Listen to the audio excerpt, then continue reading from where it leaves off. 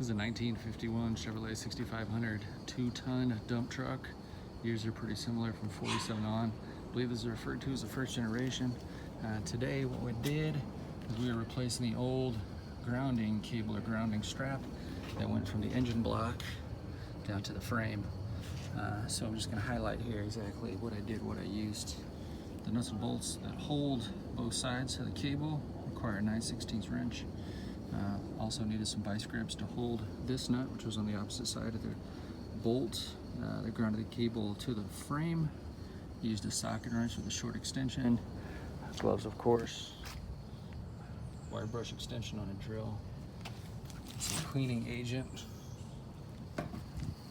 So I started off by putting vice grips on the other side of the frame to hold this nut still, so I can do this on my own. While on the top side, I loosened that nut you see there.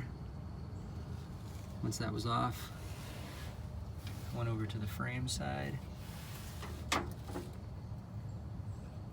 where I took off that nut, which has a small lock wash on the other side. On top of that is a bent piece of metal, which routes the cable underneath this spring.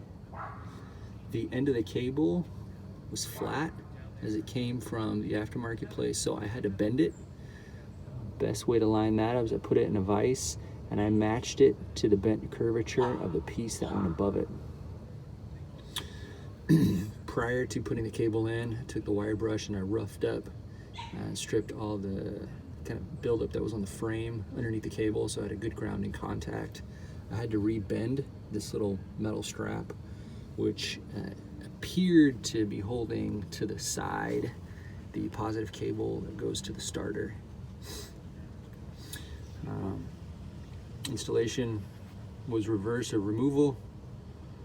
You can start off bolting either side down, it really doesn't matter. I started off at the top here by putting the grounded cable to the body, tighten that down, routed that spring above the protective piece of metal there, and then tighten the strap to the body. Overall time took about 20 minutes.